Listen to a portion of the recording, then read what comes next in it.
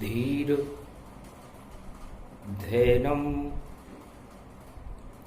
श्रवणपटे यतिवरा महावाक्य जनार्दन सच्चिदानंदत्वं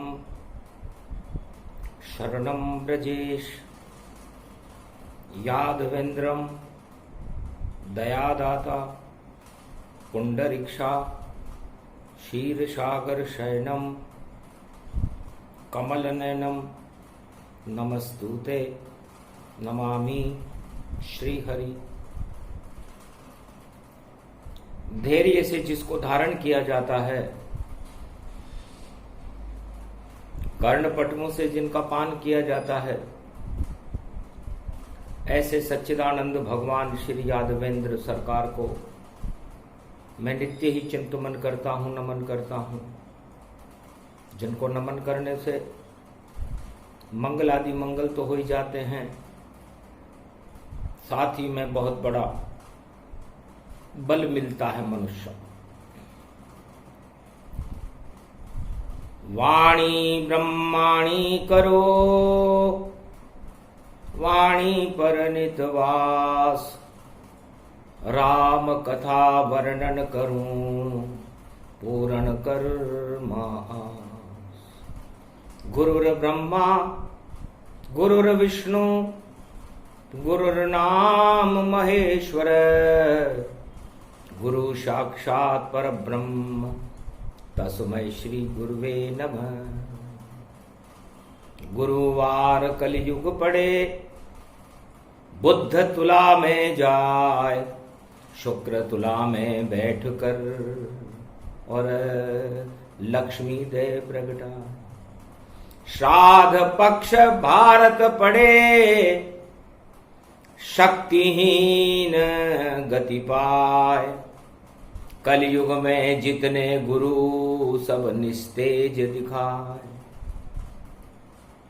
वाणी के गुरु कमलेश्वर बाबा हैं। कमलेश्वर एक महाशक्ति है कुमारिका क्षेत्र की। जब समस्त गुरु निस्तेज हो जाते हैं तो कमलेश्वर गुरु का प्रागट्य होता है। शिव भोले शंकर भंडारी, वाणी स्तुति करे तुम्हारी। शक्तिहीन सब गुरु हुए और धर्म हुआ निस्तेज, और प्रगटो शक्ति देने, और जगत गुरु कमलेश्वर करो प्रवेश।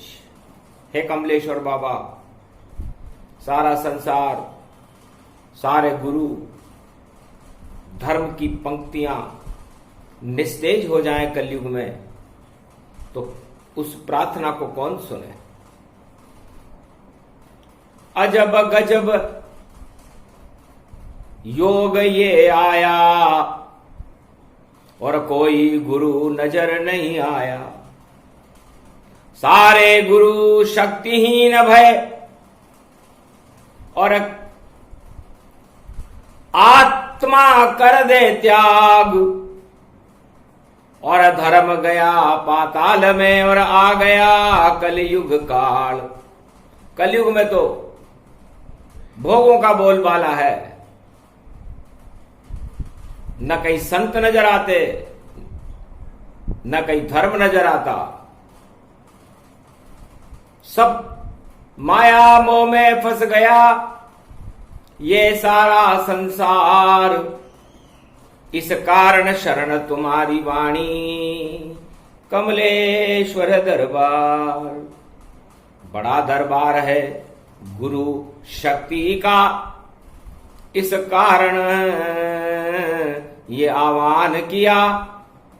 और श्राद्ध पक्ष में भी भोले, और आपका ही गुणगान किया। तो शक्ति भारत में भरो, और देव अवतार प्रगटाए। अधर्म के अब श्राद्ध कर दो रे धर्म ध्वजा लहराए। यही प्रार्थना है गुरु और इसे सत्य कर दो भगवान। बड़ी शक्ति है कमलेश्वर की और बड़ा गुरु भोले ही मान। आद्य गुरु शंकर भोले हैं और जिनके दो दो पुत्र दिखाए। ज्ञान पुत्र कार्तिक हैं और बुद्धि पुत्र गणपति प्रगटाए। सबसे पहले इन्हें मनाऊं और जो बुद्धि भर दे भरपूर। तुला राशि में करे प्रवेश और देखो बुद्ध रूप जरूर। तुला राशि में बुद्ध भी और देखो करे प्रवेश। और तुला राशि में शुक्र है और दानव गुरु दरवेश। और तुला राशि में राम है करक लगन प्रगटाए। और राजनीति में दो ही शक्ति और देखो तुला रूप पूजाए। दो ही शक्तियां होती है राजनीति में और धर्म नीति में भी दो ही शक्तियां होती है। धर्म नीति में दो शक्तियां होती हैं, एक धर्म होता है और एक अधर्म होता है। राजनीति में भी दो शक्तियां होती हैं, एक राम होते हैं तुला राशि में, एक रावण होता है। दोनों की तुला राशि है। और महाभारत की भी दो ही राशियां होती हैं। एक तरफ कौरव रहते हैं जिनकी मिथुन राशि है, एक तरफ कृष्ण रहते हैं जिनकी भी मिथुन राशि। और कलयुग में भी दो ही शक्तियां का बोलबाला इस संसार में है। धर्म 1% है, अधर्म 99% 1.25 अरब आत्माओं में प्रवेश कर चुका है। तो अधर्म का बोलबाला है यहां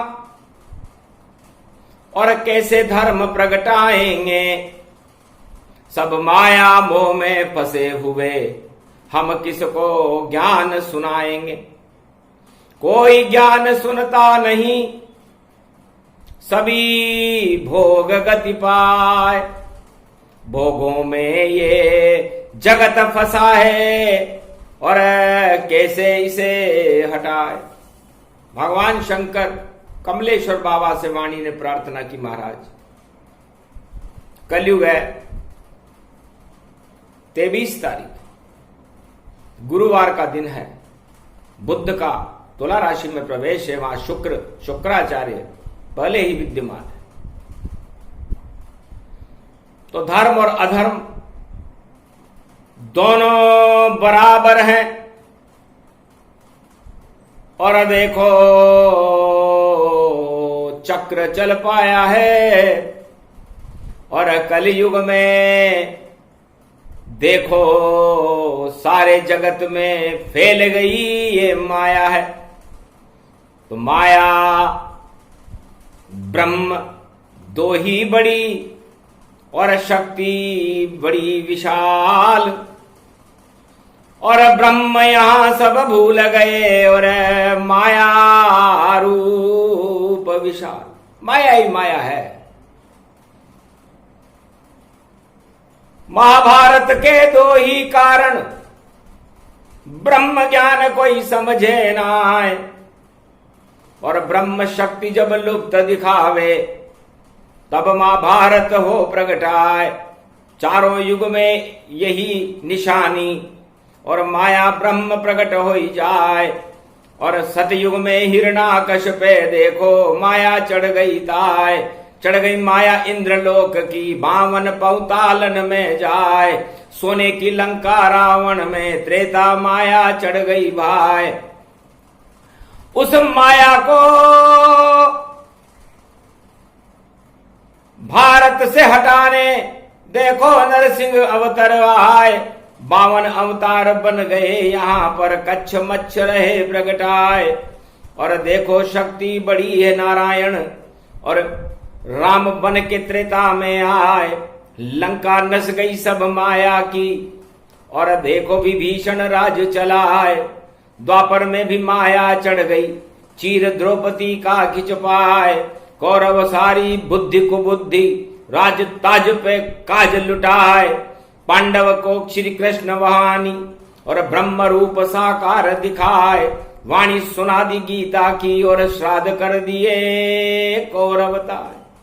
18 अक्षौणी सेना और किया उसका संहार, सारे विश्व की सेना थी और कृष्ण दिया उन्हें मार।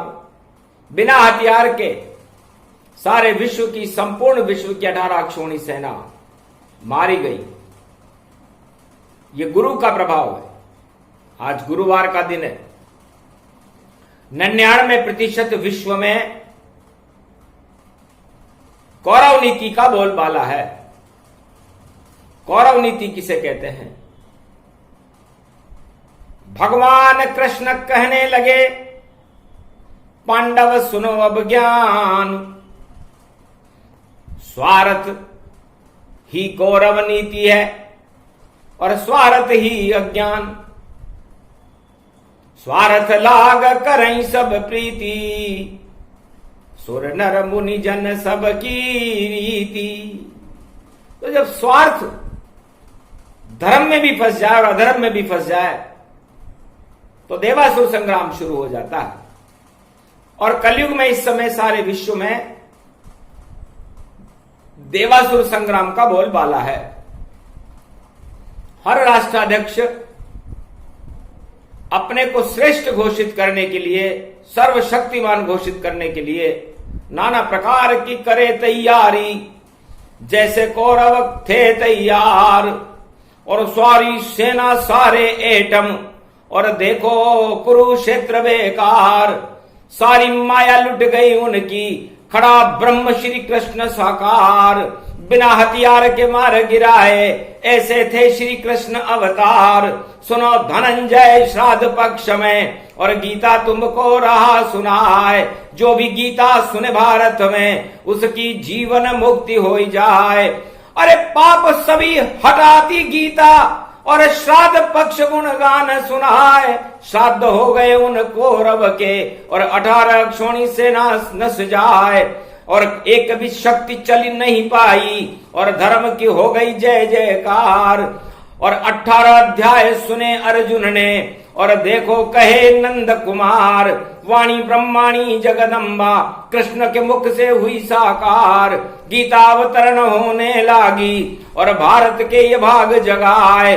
जिस जिसने ये सुनी ये गीता, और देखो अमृत रा बरसाए, सारे जीवन मुक्त हो गए, जितने पांडव मरने आए।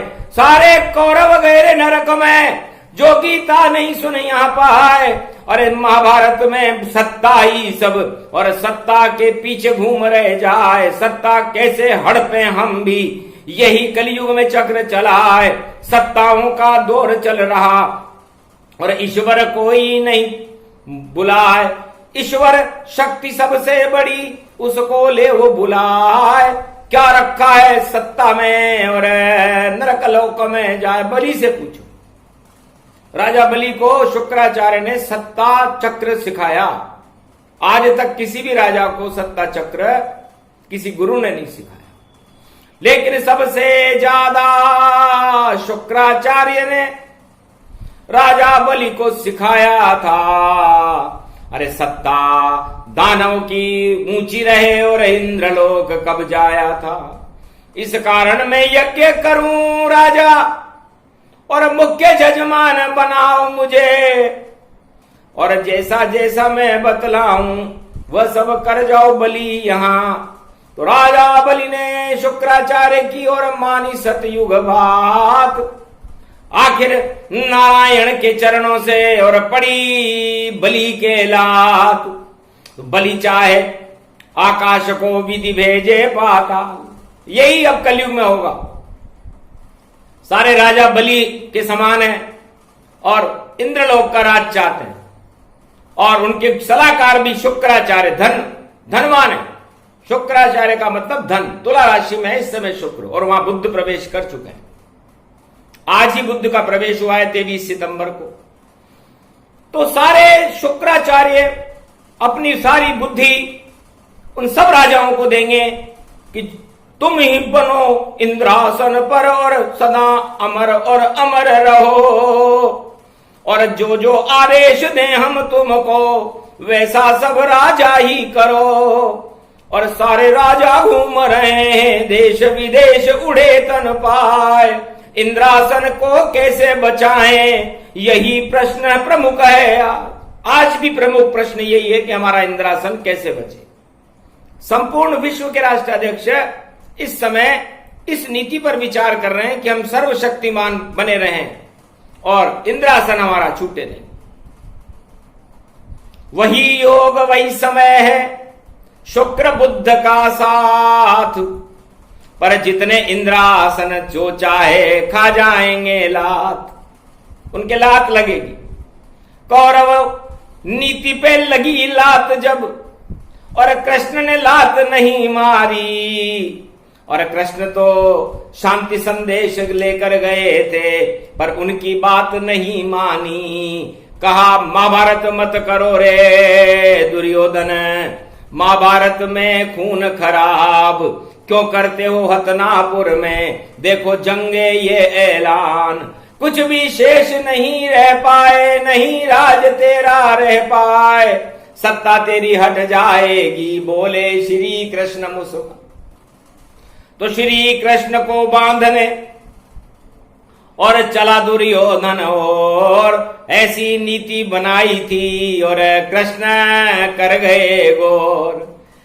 अरे सर्वशक्तिमान जगत गुरु श्री कृष्ण कहलाते हैं, छोटे मोटे राजा के बंधन में नहीं बंध पाते हैं।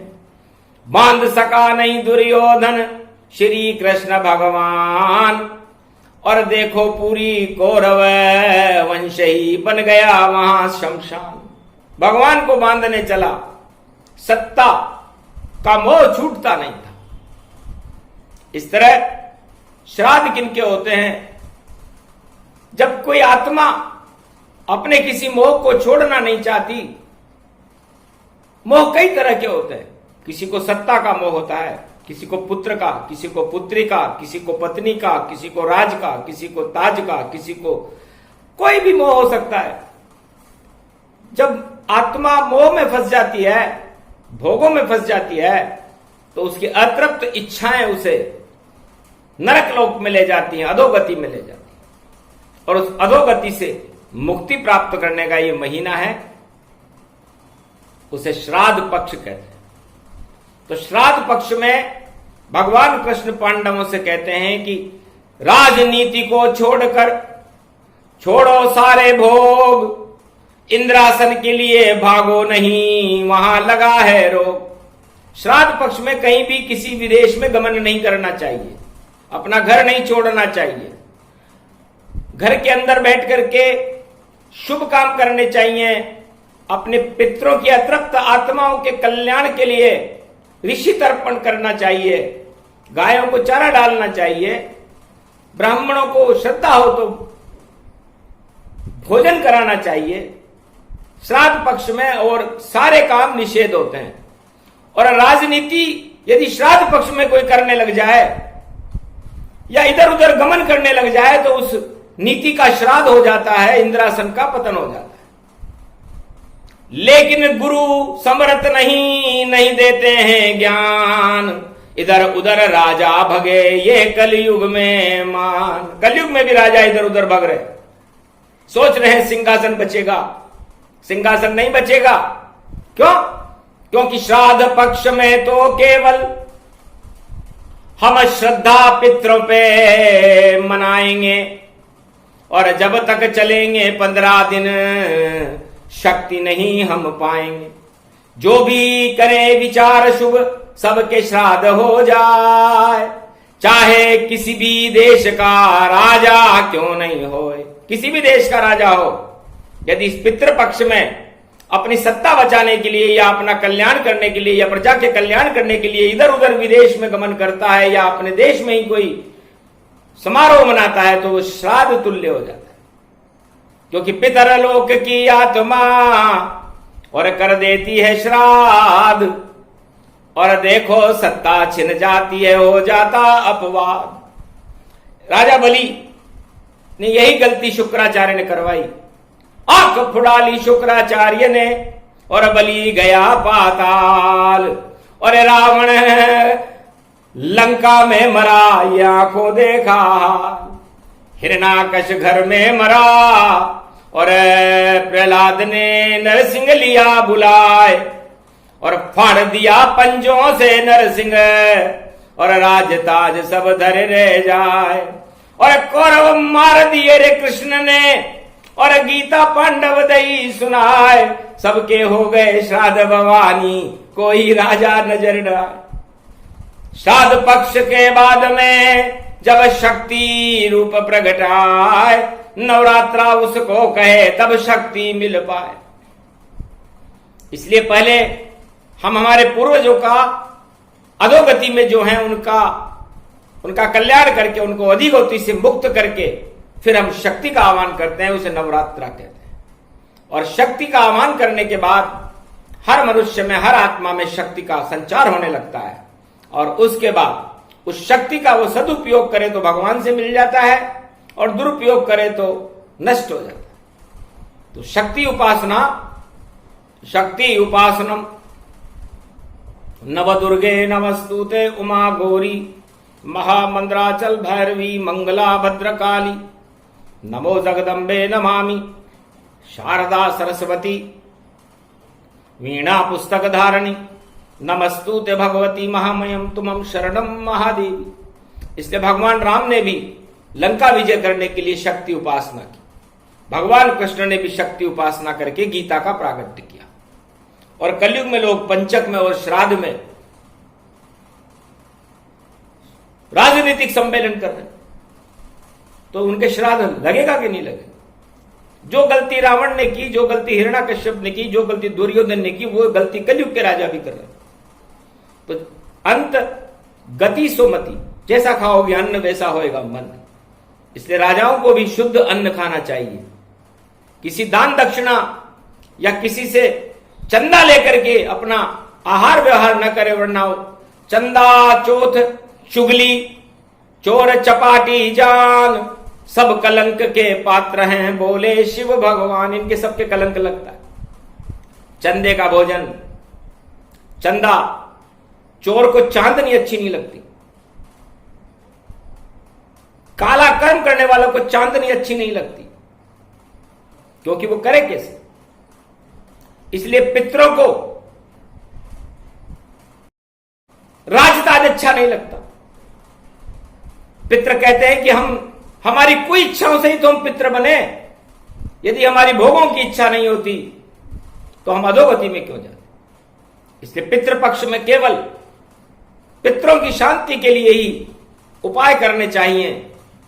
राजनीतिक और धर्म क्षेत्र के उपाय निषेध रहते हैं। और नवरात्रा में राजनीति और धर्म नीति और शक्ति नीति का सार जो चाहे पैदा करो, बोले कृष्ण सरकार। भगवान कृष्ण कहते हैं कि सबसे बड़ा नवरात्रा होता है, और नवरात्रा में शक्ति उपासना ही सबसे बड़ी उपासना होती है। और भारत में शक्ति उपासना 2021 में कल की भगवान करे या हिमगिरी पर कोई संत करे, भारत को सिद्धि मिल जाए ये शंकर खुद आह्वान करे। ऐसा शुभ योग भारत में प्रगटे और नवरात्रा शरद प्रगटावेगा। बदल जाएगी राजनीति और भारत जगत गुरु बन जाएगा। तो राम शक्ति सबसे बड़ी और शक्ति नहीं कोई। चाहे श्राद्ध पक्ष हो या नवरात्रा हो, राम राम भजते रहो, जीवन मुक्त हो जाओ। अधोगति नहीं जाओगे और मिलो राम से जाओ। बेतरनी से पार हो और शक्ति प्रकट गई पाए। क्यों पड़ते हो चक्कर में, सब अधोगति में जाए। इसलिए भोगों के चक्कर में न रह करके भगवान के चक्कर में रहना चाहिए।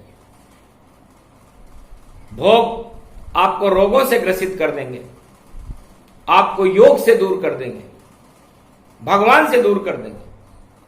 तो सब वस्तुओं से आप दूरियां बना लो, चाहे वो राजनीति हो, चाहे वो अधर्म नीति हो, चाहे वो कुकर्म नीति हो, चाहे वो पाप हो, इनसे तो दूरी बना करके रहो और भगवान के समीप रहो, क्योंकि भगवान के समीप पांडव ही रहे और धर्मराज बन पाए थे और कौरव राज का अंत हुआ, महाभारत विजय दिखाए।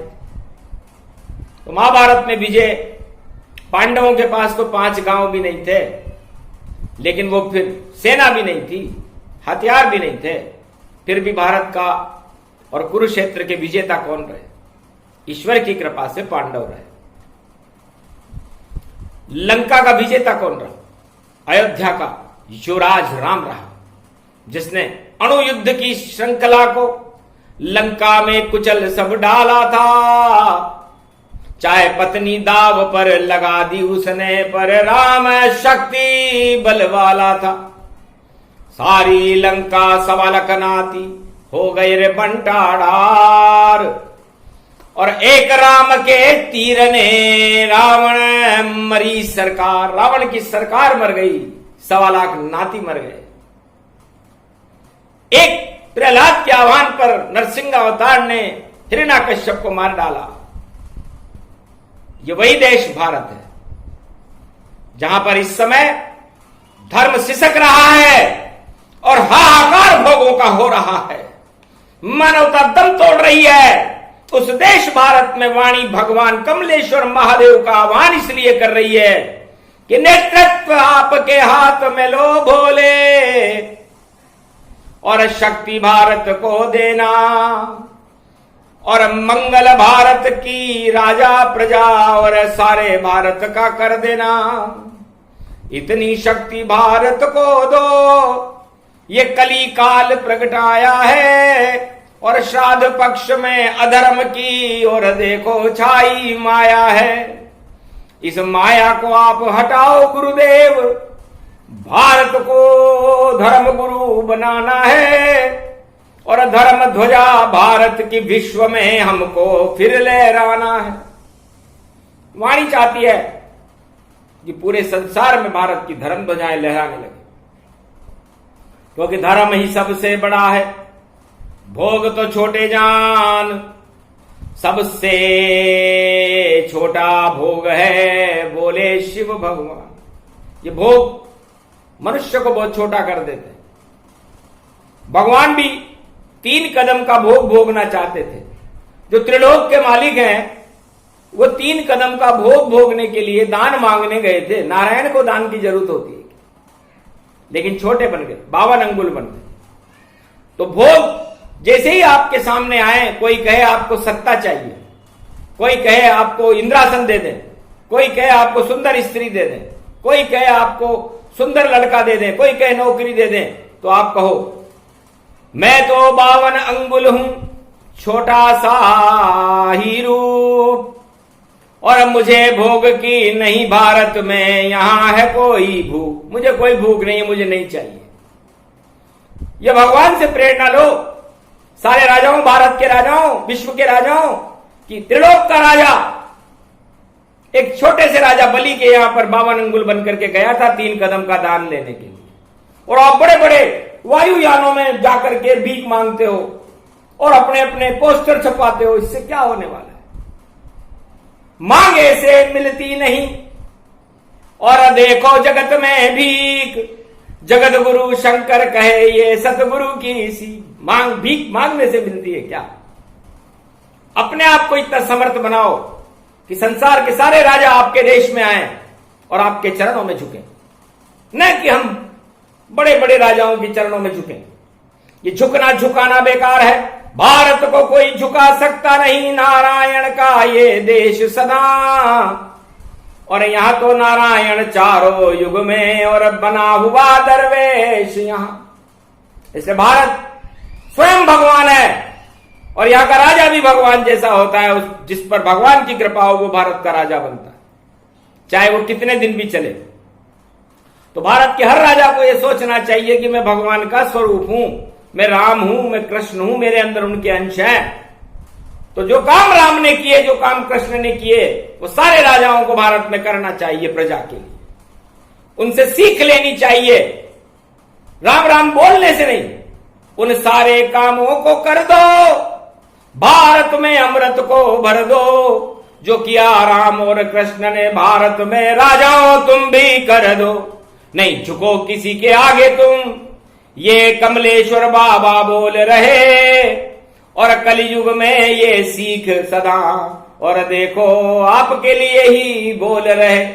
तो पूरे भारत का राजा तो श्री रामचंद्र कहलाता है, श्री कृष्ण रूप यदुनंदन है, और कोई राजा नहीं पाता है। तो सीखो सीखो उन राजाओं से जो राम कृष्ण गति नाम, राम राज भारत में कर गए, ऐसी शक्ति महान।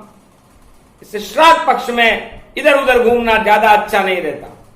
श्राद्ध पक्ष में तो समस्त भारत की अधोगति में गई हुई आत्माओं की शांति के लिए भारत में और हिमालय पर और गंगा तट पर बैठकर प्रयागराज में या अलकनंदा बद्रीनाथ में या गया जी में जाकर के उन आत्माओं की शांति के लिए हर राजा को, हर प्रजा को, हर अपने घर के स्वामी को प्रार्थना करनी चाहिए। तो स्वीकार होती है प्रार्थना और अधोगति से मुक्ति मिलती है। और जब पितृ श्राप हट जाता है तो भारत की ध्वजा उड़ती है। तो ये पितृ श्राप भारत को भी लगा हुआ है, और पितृ श्राप होने के कारण ही राम जी अपने पिता का दाह संस्कार नहीं कर सके। मर्यादा पुरुषोत्तम राम ने अपने पिता का दाह संस्कार नहीं किया। सोचो पितृदोष है कि नहीं। भगवान कृष्ण ने अपने माता पिता देवकी और वसुदेव का श्राद्ध नहीं किया, दाह संस्कार नहीं किया। तो बोलो पितृदोष है कि नहीं है। तो राम और कृष्ण पर पितृदोष लग जाए तो हम किस खेत की मूली है। लेकिन राम और कृष्ण तो सर्वोच्च पद पर हैं, परम पिता परमात्मा है। इसलिए दोष समरथ को नहीं दोष गुसाई, बोले शिव मन ही मुस्काई। ये तो परम पिता है, समर्थ है, समर्थ को दोष नहीं लगता। और बाकी हम सब असमर्थ हैं, इसलिए हम असमर्थ हैं, इसीलिए तो श्राद्ध कर रहे हैं। इसलिए भगवान कमलेश्वर से वाणी प्रार्थना करती है कि भारत में जितनी भी अधोगति में आत्माएं हैं उनको आप जीवन मुक्त करो, पितृदोष और कर्म दोषों से भारत को मुक्त करो। और भारत में जो 1% धर्म रह गया है उसको 99% करके 100% धर्म हो, अधर्म का हो नाश।